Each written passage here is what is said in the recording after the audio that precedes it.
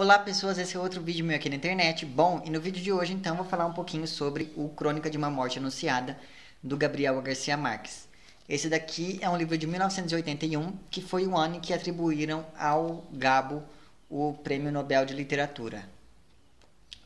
Bom, esse livro, como o próprio título já diz, Crônica de uma Morte Anunciada, vai falar um pouquinho do que aconteceu para que o personagem central desse livro morresse. E no caso, o personagem central desse livro é o Santiago Nazar. O livro já inicia com uma frase que já traz a morte do Santiago mesmo para o leitor. Diz o seguinte: no dia em que o matariam, Santiago Nazar levantou-se às 5h30 da manhã para esperar o navio em que chegava o bispo. Bom, qual a importância e por que eu resolvi falar justamente dessa frase antes de qualquer outra coisa sobre a história do livro? Quando Gabriel Garcia Marques resolve fazer um livro em que o narrador começa a história falando o que seria o fim, né? Porque numa história de morte tradicional, né? A menos que seja um livro espírita, enfim, geralmente a morte acontece no fim e durante o livro a gente vai acompanhando os acontecimentos que levaram a essa morte.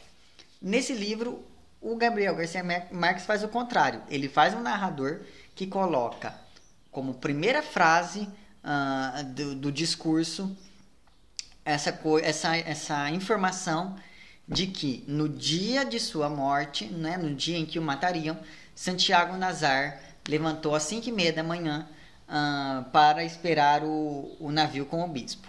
Bom, o que nós temos aqui? Ao falar, primeiramente, que no dia em que o matariam, Santiago Nazar, blá blá blá, a gente já sabe que, primeiro, ele vai morrer. Segundo, ele não só vai morrer, como vão matá-lo. E isso é muito importante, porque isso já levanta no leitor a dúvida de que, por que será que vão matar esse homem? Outro dado importantíssimo que o Gabriel Garcia Marques consegue obter colocando essa frase logo no início é o que?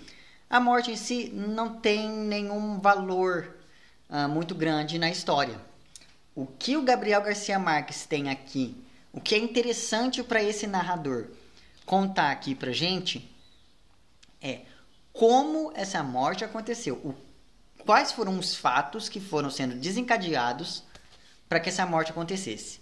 Para isso, então, ele pega esse evento do futuro, que seria a morte, traz para um passado, para depois ele começar a falar do passado do futuro que virou passado de novo.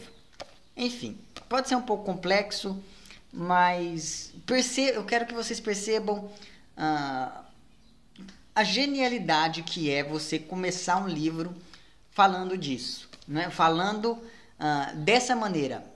Porque veja que isso reduz a nada a morte em si. O que ele não está preocupado com a morte. Não é a morte que ele quer contar.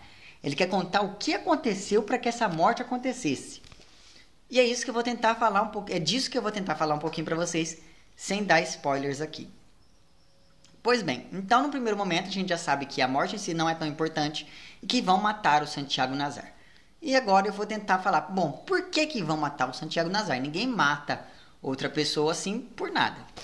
Pois bem, na noite anterior à sua morte, o Santiago Nazar tinha ido numa baita festança que estava tendo por ocasião do casamento da Ângela Vicário com um forasteiro que tinha acabado de chegar ali no vilarejo. Pois bem, uma coisa muito interessante a respeito da Ângela Vicário é que ela foi criada, como a maioria das moças desse vilarejo, ela foi criada única e especificamente para ser esposa. Então a criação dela foi toda voltada aos afazeres domésticos e a ser totalmente passiva diante das relações com uma pessoa do sexo masculino. E quando eu quero dizer passivo eu não quero dizer sexualmente, eu quero falar aquela pessoa que aceita qualquer coisa e para ela tá tudo bem. É esse o tipo de passividade que eu estou querendo dizer aqui quando eu falo que a Ângela era passiva. Pois bem, E por que ela casa com esse forasteiro que ela mal conhece? Porque ele é rico. E, enfim, por questões ali financeiras, a família fala: não, ele é um bom homem para você casar, e ela vai e casa com ele. Só que na noite de núpcias, o noivo descobre que ela não é mais virgem. E daí ele devolve ela para a família fica muito puta com tudo aquilo, quer saber quem foi o desgraçado que desonrou essa menina. E ela, num ímpeto ali com medo de todo mundo, acaba falando que quem a desvirginou foi um cara chamado Santiago Nazar. Os irmãos da Ângela, então, pegam 2 facas que eles usavam para matar porcos e resolvem ir matar o Santiago Nazar. Porque com certeza isso devolveria a honra manchada da família. Não é? Enfim. Vão eles então para matar o Santiago Nazar. Só que a gente percebe que nem eles mesmos queriam fazer isso. Eles só estavam fazendo aquilo para tentar manter as aparências da família. Então, o que eles fazem? Eles saem espalhando para todo mundo do lugar que eles vão matar o Santiago Nazar, que eles querem matar o Santiago Nazar, para que essas pessoas espalhem umas para as outras, para que alguém possa fazer alguma coisa para impedi-los. Só que isso não acontece. Essas pessoas elas vão passando essa fofoca umas para as outras, só que isso é uma coisa tão improvável de acontecer na cabeça das pessoas que ninguém faz nada. Ninguém tenta avisar o Santiago, ninguém tenta avisar a polícia, ninguém tenta fazer nada.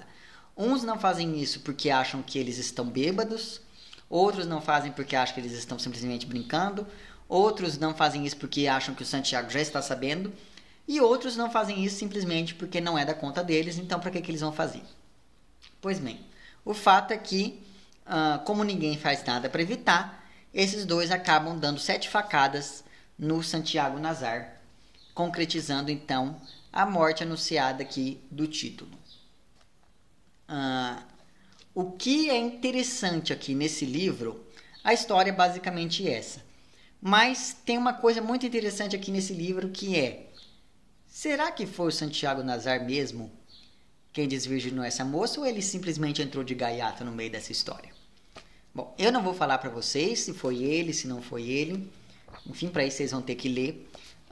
E eu não vou falar mais muita coisa da história, porque, enfim, se eu falar mais do que eu falei, vai ser um spoiler atrás do outro. Então, eu espero de verdade que você leia.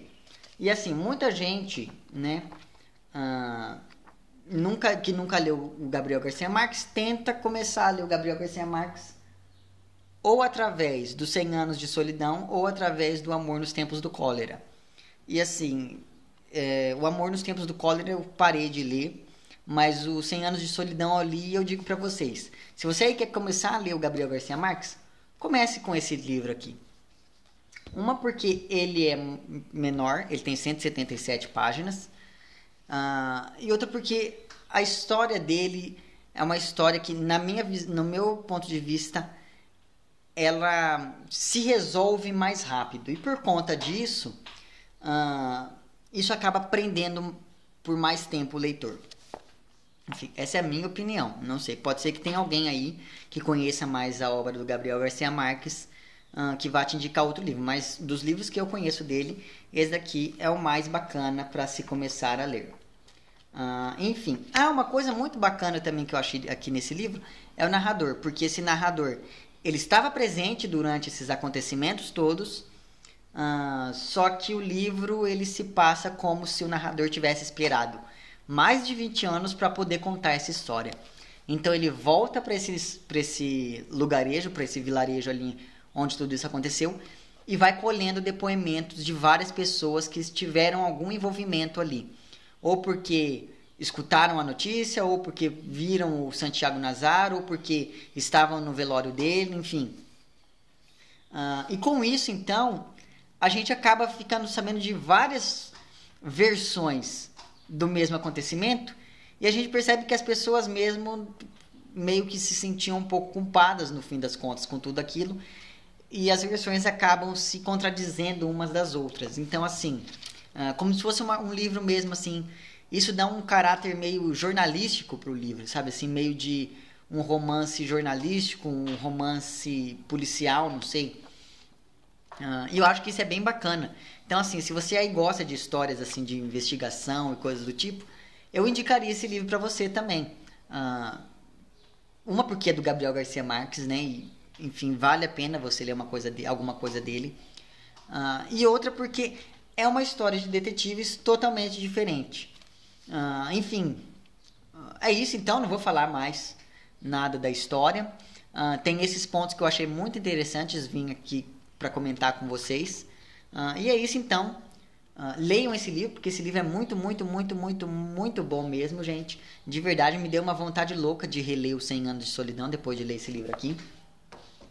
Enfim, é isso então. Se você gostou desse vídeo, não esqueça de curtir e de compartilhar. Caso você não tenha gostado, não esqueça de dizer lá embaixo porque você não gostou. Se você está inscrito no meu canal, muito obrigado pela sua inscrição. E caso você não esteja inscrito, não esqueça de se inscrever também lá embaixo. É isso então, um abraço para vocês todos, até o próximo vídeo. Tchau.